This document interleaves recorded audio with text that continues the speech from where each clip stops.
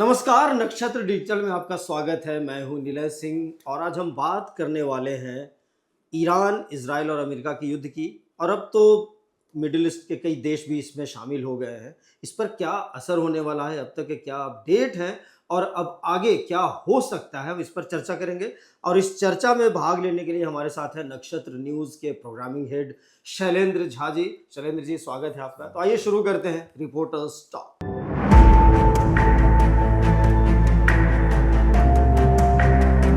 Reporter stock की प्रायोजक हैं निर्माण पाइप्स। इजराइल, अमेरिका और ईरान के युद्ध का आज 18वां दिन है। 28 फरवरी से ये युद्ध शुरू हुआ था और पवित्र रमज़ान के महीने में अब एक दो दिन के बाद ईद भी होने वाली है। अरेबिया में पहले होता है, भारत में बाद में होता है, लेकिन इन्हीं एक दो दिन में ईद भी होने वाली है अगर चांद दिख जाता है तो। लेकिन युद्ध है कि रुकने का नाम नहीं ले रहा है। दोनों तरफ से ही बयान आ रहे हैं, ईरान भी झुकने को तैयार नहीं है, अमेरिका रोज नए दावे पर दावे कर रहा है। और अब क्या है कि ये जो लड़ाई है अब वो भारत के नज़दीक भी आ गई है। अब देखिए, पाकिस्तान ने अफगानिस्तान के काबुल में हमला कर दिया है। और कहाँ किया हमला? अस्पताल में किया है। 400 से अधिक लोगों के मारे जाने की बात सामने आ रही है। तो आखिर मानवीयता और जो नैतिकता है वो कहाँ है? शैलेंद्र जी, क्या लगता है कि अब ये पाकिस्तान, अफगानिस्तान तो कहे बस भारत से 2 कदम की ही दूरी पर है। चलिए, उधर था ईरान और इजराइल तो थोड़ा दूर था मामला, लेकिन अब यहाँ भी आग धधकती हुई पहुँच रही है। और अब आगे क्या हो सकता है? लेकिन जो अटैक हुआ है पाकिस्तान और अफगानिस्तान इन दोनों के द्वारा, और वो भी कहाँ पे हुआ है? तो अस्पताल में हुआ है। ये बहुत ही शर्मनाक है जो घटना है ये, क्योंकि ये युद्ध नहीं है, ये हत्या है मोटे तौर पे। और भारत सरकार ने भी इसकी बहुत कड़ी निंदा की है। आप समझिए, कोई भी सैन्य प्रतिष्ठान हो या उस पर हम ह्यूमन जो जगह होती हैं, अस्पताल, स्कूल, इन सबको छोड़ देते हैं, लेकिन आप उस पर बम गिरा रहे हैं। और ये इसलिए भी शर्मनाक है क्योंकि पाकिस्तान को अच्छे से पता है कि अफगानिस्तान में कोई वायुसेना नहीं है, कोई उसके पास फाइटर जेट नहीं है, कुछ नहीं है। आपके पास, आप दुनिया की 9वीं या 10वीं ताकत है सबसे बड़ी एयरफोर्स में और इन सब में, और आप उसके ऊपर से बम गिरा रहे हैं। नेवी में भी है। हाँ, और मतलब सैन्य ताकत में आप काफ़ी बड़े हैं और अफगानिस्तान के ऊपर से बम गिराए, जब उनको पता है कि वो डिफेंसलेस है, वो कुछ नहीं कर सकता, क्योंकि उनके पास ना तो कोई एक सिंगल फाइटर जेट नहीं है, इक्का दुक्का हेलीकॉप्टर है जिनको उड़ाना नहीं आता उनको। और वहाँ आप अस्पतालों में जाके आप बम गिरा रहे हैं दिन दहाड़े, आप क्योंकि आपके पास फाइटर जेट है, आपने अमेरिका से ले लिए हैं या जहाँ से भी लिए हैं। तो ये एक बहुत ही दुखद और शर्मनाक स्थिति है किसी भी देश के लिए कि आप ताकतवर हैं, उसका दुरुपयोग कर रहे हैं। और उस पर भी आप ऐसे लोगों को मार रहे हैं जो आम लोग हैं, जो अस्पताल में हैं। 400 लोग मरे हैं और वो मना कर रहे हैं कि हमने ऐसा नहीं किया है, जबकि बीबीसी की रिपोर्ट है कि बीबीसी के लोगों ने जाके देखा है वहाँ, उनकी रिपोर्ट है कि अस्पताल में कम से कम 300 लाशें उन्होंने देखी हैं। और घायल उससे भी ज़्यादा है। और घायल तो 250 से ज़्यादा हैं, वो तो हैं ही। आप, और ख़ासकर आप समझिए कि वो एक मुस्लिम देश है, एक मुस्लिम देश है, पवित्र रमज़ान का महीना महीना चल चल रहा रहा है, है, रमजान लोग है, एक इसमें दो दिन में ईद होने वाली है। लोग इसमें कोई गलत हरकत नहीं करते हैं, एक दूसरे को माफ़ करते हैं, कुछ बेहतर करने की कोशिश करते हैं। और यहाँ आप अपने जाके उस निर्दोष बेकार लोगों को, अगर आपने कहीं सीमा पे बम गिराया होता, सेना के ऊपर आप फायरिंग होती, चलो एक युद्ध हो रहा या है, कोई सैन्य जो हाँ, किसी सैन्य प्रतिष्ठान है उसको हाँ। आपने उड़ा दिया तो चलो ठीक है, ये भी है, कोई बात होती है। आप अस्पताल में 1000 लोगों को मार कर क्या साबित करना चाह रहे हैं कि आप बहुत ताकतवर हैं और उससे वो दब जाएंगे। अफगानिस्तान की पूरी हिस्ट्री ऐसी रही है कि वो कभी भी नहीं दबे, अंग्रेजों से ही नहीं दबे, किसी से नहीं दबे। अमेरिका ने करोड़ों डॉलर खर्च कर दिए, कभी नहीं लेकिन जीत कुछ पाया, नहीं, कोई नहीं हो रूस पाया। नहीं कर पाया, और आप पाकिस्तान को लगता है कि वो जीत लेंगे और उनको रोक लेंगे। आप बेसिकली आप ऐसे लोगों को और उकसा रहे हैं कि वो आपको वापस हमला करें। पाकिस्तान वैसे भी त्रस्त है अपने हमलों से, अब ये और बढ़ने वाला है। और एक तो पाकिस्तान में तो गृह युद्ध भी है, इधर बलोच लड़ रहे हैं, हाँ, उधर उनका बेसिकली ये उसी का जवाब है। उनका मानना है कि बलोचों को यही लोग सपोर्ट कर रहे हैं, तालिबान का सपोर्ट है, इसीलिए वो हमसे ये कर रहे हैं। तो उन कह रहे हैं कि छिपी हुई लड़ाई है।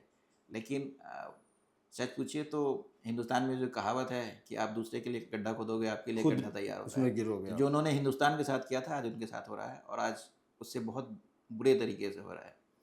तो ये, और सबसे बड़ी दिक्कत है कि ये सिर्फ युद्ध की बात नहीं है और आर्थिक नुकसान की बात नहीं, ये मानवीय मूल्यों की बहुत ह्रास है। हाँ, ह्रास है कि आप निर्दोष लोगों को मार रहे हैं और आपको लगता है कि आप बहुत बढ़िया काम कर रहे हैं, आप अपनी ताकत दिखा रहे हैं। ये बहुत ही मतलब दुखद और शर्मनाक स्थिति है। तो क्या ये माना जाए कि पाकिस्तान भी इस युद्ध में पूरी तरह से शुमार होगा? क्योंकि अब अफगानिस्तान भी तो कुछ ना कुछ तो करेगा ही, वो बैठेगा नहीं चुपचाप। और इसमें पाकिस्तान, अमेरिका और इजराइल की क्या भूमिका हो सकती है? नहीं, मेरे हिसाब से अमेरिका इस मामले पे बिल्कुल नहीं कूदेगा और अब तक कोई दूसरा देश इसमें नहीं कर रहा है। इवन जो तालिबान के जो दूसरे संगठन हैं, जो ईरान में है या कहीं और हैं या आईसिस हैं, इनमें से किसी ने भी अभी तक अफगानिस्तान के सपोर्ट में अपना ये नहीं किया है कुछ भी। कोई स्टेटमेंट नहीं दिया है, कोई बयान नहीं दिया है। तो बेसिकली पाकिस्तान को इस मामले में खुली छूट है कि जितनी आप जितनी ताकत दिखाना चाहें दिखा सकते हैं। लेकिन मुझे लगता नहीं है कि ईरान अफगानिस्तान के लोग मानेंगे। वो रिटेलिएट करेंगे, वापस ये करेंगे और पाकिस्तान को ये बात फिर कुछ दिनों के बाद हो सकता है कि वो बम ना गिरा सकें, लेकिन सुसाइड बम उनके पास लाखों में, आप उनको रोक नहीं सकते हैं। फिदायीन आपके दस्ता है उनके फिदायीन पास दस्ता है। अब वो मारने पे उतर जाए तो और आपके- बॉर्डर है उधर से वो आ भी सकते हैं हाँ, उनके जो और वो पाकिस्तान के हर शहर में तालिबान धमाके कर के सकते हैं क्योंकि बहुत लंबी सीमा लगती है। अफगानिस्तान और पाकिस्तान का विवाद की शुरुआत भी इसी चीज़ से हुई थी। पाकिस्तान ने कहा था कि तालिबान के लोगों को या अफगानियों को वापस भेज रहे थे वो, पिछले साल ये हुआ था। उसके बाद से विवाद शुरू हो गया, फिर ड्यूरन लाइन का विवाद शुरू हो गया। तो और ये बम बार्डिंग या इस तरह का हमले एक दो बार नहीं है, ये मेरे हिसाब से 2-3 साल पहले शुरू हो गए। उससे पहले भी इन्होंने हवाई हमले किए थे, लेकिन इक्का दुक्का थे, अब बढ़ गए। चलिए देखते हैं अब आगे क्या होता है।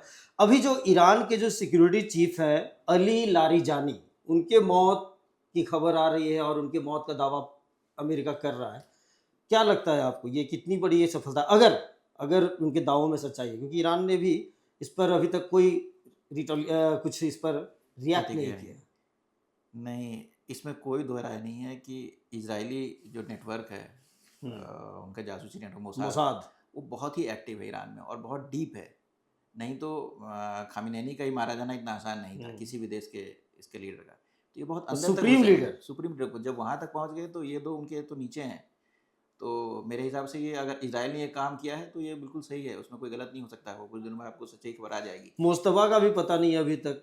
हाँ, अभी तक जो जानकारी है, जो चर्चा है कि वो घायल है, उनका रूस में इलाज चल रहा है और उनकी हालत गंभीर है। लेकिन मतलब जब से वो सामने नहीं सुप्रीम आया। लीडर बने हैं तो अभी तक हाँ। उन्होंने कोई सार्वजनिक ना तो बयान दिया है ना वो सामने आए। तो एक ईरान की जनता को भी ये कंफ्यूजन है अभी कि हाँ। वो हैं या नहीं है। हम्म, अब ये जब लारिजानी की बात की जा रही है, हम्म। सिक्योरिटी चीफ, तो यानी कि ईरान को अब थोड़ी मुश्किलों का सामना करना पड़ रहा है, ऐसा लग रहा है कि हालांकि ट्रम्प भी उधर परेशान है। नहीं, ऐसा नहीं है क्योंकि ये बात बहुत पहले से तय थी।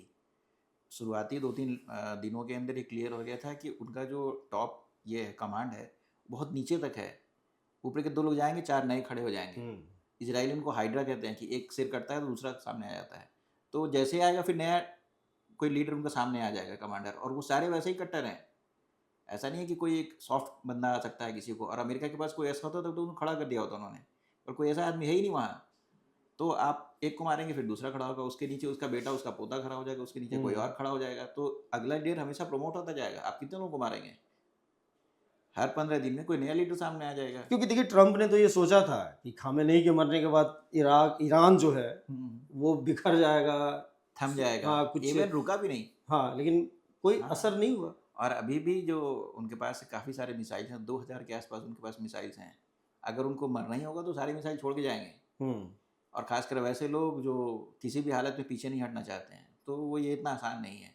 मेरे हिसाब से ये लड़ाई अभी लंबी खींचने वाली है और इसका नुकसान अर्थव्यवस्था से लेकर हर जगह होने क्या वाला है। लगता है अभी ईद के समय युद्ध विराम की घोषणा हो मुझे सकती ये है? बहुत हैरत हो रही है कि किसी भी मुस्लिम देश ने आपस में लड़ाई के बीच में किसी ओआईसी का है। हाँ, और किसी भी देश ने ना तो बीच बचाव की कोशिश की। इवन सऊदी अरब का जो प्रिंस है वो कह रहे हैं कि इसका सिर कुचल दो।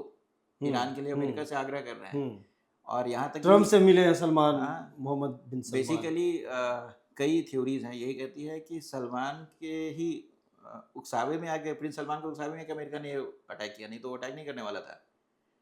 तो और अभी भी वो कह रहे हैं कि ईरान को अच्छी तरह पूरा कुछ, वो चाहते हैं कि पूरा सिया समुदाय ही खत्म हो जाए, सिया कंट्री ही खत्म हो जाए। इस तरह से उनकी इच्छा है। तो ये एक आप समझें कि इस पवित्र महीने में इस तरह की चीज़ें सोचना, जहाँ आप युद्ध विराम नहीं कर सकते, तो ये बहुत बस ही ईद तो हाँ, कल या परसों जब भी चांद हाँ, दिख जाए, और अरब में एक जब दिन पहले होता है। आपको पता है कि सामने वाला भी रोज़े में है, सामने वाला भी इबादत कर रहा है, और उस वक्त आप उसके ऊपर बम गिरा रहे हैं, तो ये बहुत ही दुखद स्थिति है। और मुझे नहीं लगता कि ये लड़ाई आसानी से थमने वाली है। क्या लगता है अब सिर्फ भारत की ही बात नहीं करते हैं, क्योंकि इस युद्ध का असर सिर्फ भारत में नहीं बल्कि पूरे दुनिया में पड़ने वाला है, खासकर पेट्रोलियम को लेकर।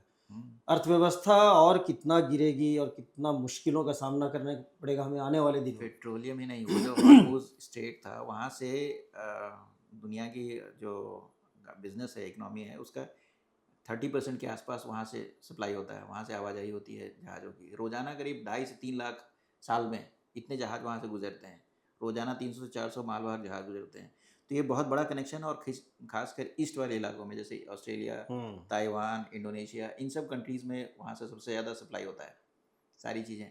दूसरा है कि एक और दिक्कत हो जाएगी, वो रास्ता बंद होने से सेमीकंडक्टर की जो परेशानी हुई थी वो बढ़ जाएगी, क्योंकि वो ताइवान को वहाँ तक जाता है और ये उसका रूट वही है। इसके अलावा जो वो इलाका है वो सल्फ़र का सबसे बड़ा प्रोडक्शन का केंद्र है। तो जितने भी उर्वरक हैं और सल्फ़र से रिलेटेड जितने प्रोडक्ट हैं सब प्रभावित होंगे। तो तीसरा नुकसान अरब और दूसरी कंट्रीज़ को हो सकता है। वो सब लोग अपना खाना इंपोर्ट करते हैं, बाहर से मंगाते हैं। वो रास्ता बंद हो गया, जैसे कि वो बांग्लादेश से, इंडोनेशिया से चावल और ये सब खरीदते थे भारत से, वो सारा रास्ता बंद हो गया। तो ये पूरे इकोनॉमी को प्रभावित करने वाला है। ऑस्ट्रेलिया से लेके जापान तक को प्रभावित करेगा, और जितना ये लंबा खींचेगा मेरे हिसाब से अर्थव्यवस्था बहुत देशों की गड़बड़ा जाएगी, और इवन पूरे उसका विश्व पे उसका असर पड़ेगा, क्योंकि सेमीकंडक्टर और पेट्रोलियम प्रोडक्ट्स और फिर ये उर्वरक का जो मामला है, ये सब चीज़ें का असर दिखना पड़ेगा, कमी आ जाएगी, शुरू हो जाएगी, सबके दाम बढ़ने लगेंगे। तो ये समस्या लंबी होने वाली है। चलिए देखते हैं क्या होता है।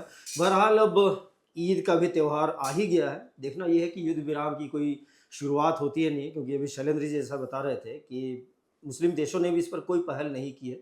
तो हम उम्मीद करते हैं कि, क्योंकि ऐसा कई बार हुआ है, युद्ध हाँ, विराम बिल्कुल। हुआ है, हाँ, चाहे वो ईस्टर की बात करें या क्रिसमस की बात करें या कोई भी त्यौहार होता है, ईद की बात करें, इवन ईरान इराक युद्ध में भी कई बार युद्ध विराम हुआ था।